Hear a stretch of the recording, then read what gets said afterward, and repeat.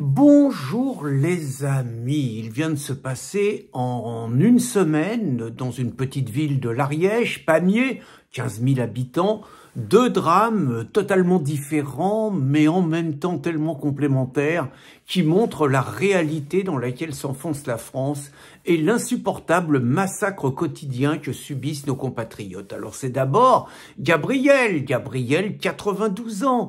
92 ans, l'homme est né en 1931. Ça veut dire qu'il a connu la guerre quand il était enfant. Ça veut dire qu'il a sans doute commencé à travailler jeune. Ça veut dire qu'il a dû avoir des enfants. Ça veut dire qu'il devait avoir des petits-enfants.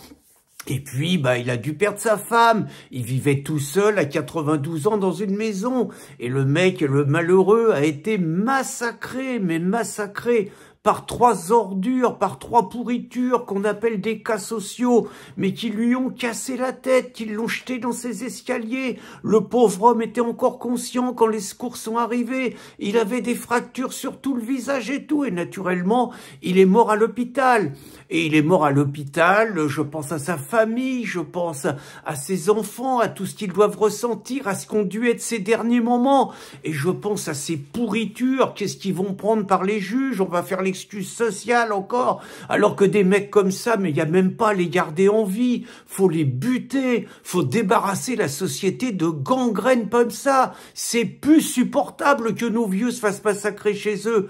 Et ça arrive de plus en plus souvent. Et vous voyez, c'est pas toujours l'immigration, là, c'est des cassos français, mais c'est des cassos français parasites, il faut éradiquer tout ça. Et puis, la deuxième chose, là, c'est arrivé ce mardi matin, donc c'est Alexandra, une éleveuse de vaches de la région de l'Ariège, 37 ans, mariée, deux enfants, un mari avec qui elle travaille, deux enfants de 14 et 10 ans, elle est à 6 heures sur un barrage, puisque vous avez naturellement la révolte, la jacquerie des paysans qui veulent pas mourir tout simplement.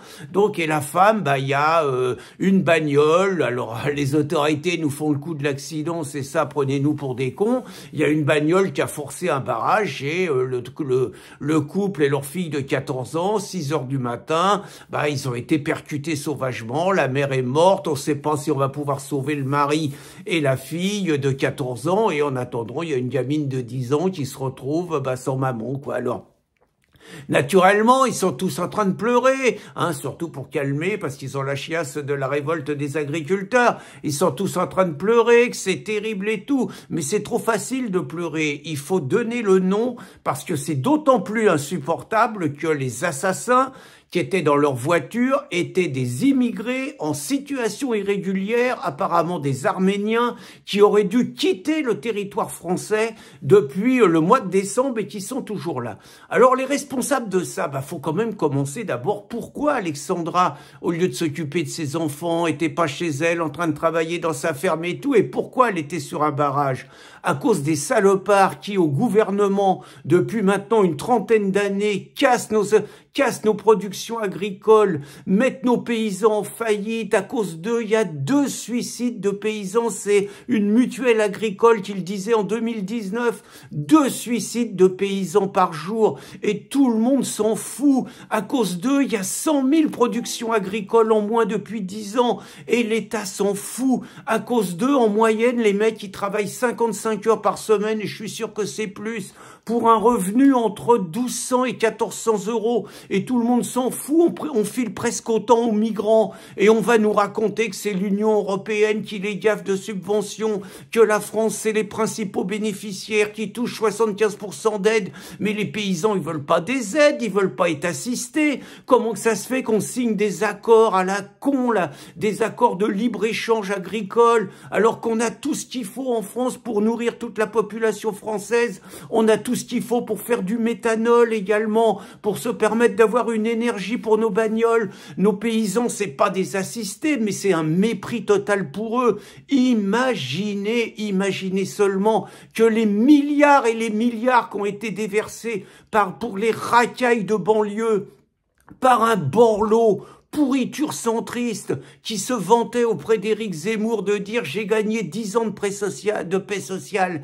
Imaginez que ces milliards qui servent à rien, qui nourrissent des racailles, qui évitent l'explosion sociale parce qu'on continue une politique migratoire folle, aient été donnés à ces productions agricoles, qu'on ait mis en avant plein de petites productions agricoles, mais on aurait des paysans heureux qui seraient pas obligés de se lever à 6 heures du matin pour être sur un barrage. On aurait des paysans qui serviraient la France. Or, nos dirigeants, ils méprisent les paysans, ils méprisent les gens des campagnes, ils nous emmerdent avec leurs normes de technocrates, ils nous font chier avec les voitures électriques, là, alors que nous, dans les campagnes, parce que j'habite plus à la campagne que dans la ville, on a besoin de nos voitures, mais nos voitures à essence, ils nous font chier avec les limitations de vitesse et leur radar. Le 80, c'était pour nous. Ils nous méprisent et on en a marre de payer pour des éoliennes. On en a marre de payer pour la politique énergétique.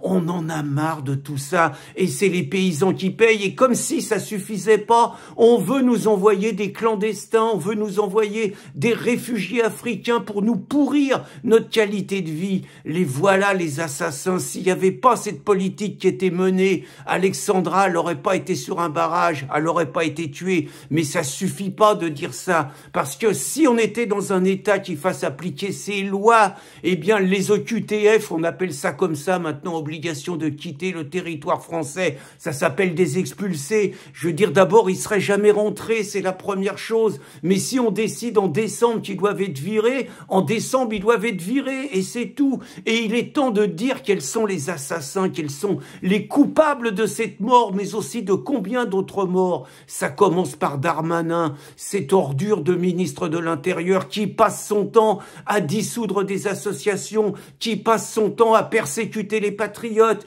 qui passe son temps à interdire des manifestations, mais qui est même pas capable d'expulser les gens quand ils doivent être expulsés, qui est même pas capable de faire son boulot. C'est le Yeti également, cette grosse pourriture qui nous raconte qu'il y a un sentiment d'insécurité en France, mais qu'encourage ses juges à relâcher tous les criminels, tous les multirécidivistes, tous ceux qui nous mettent en danger. Et puis il y a les associations à migrants, faut pas les oublier ceux-là. SOS Méditerranée, plus un sou pour ces mecs-là, puis il faut couler leurs bateaux.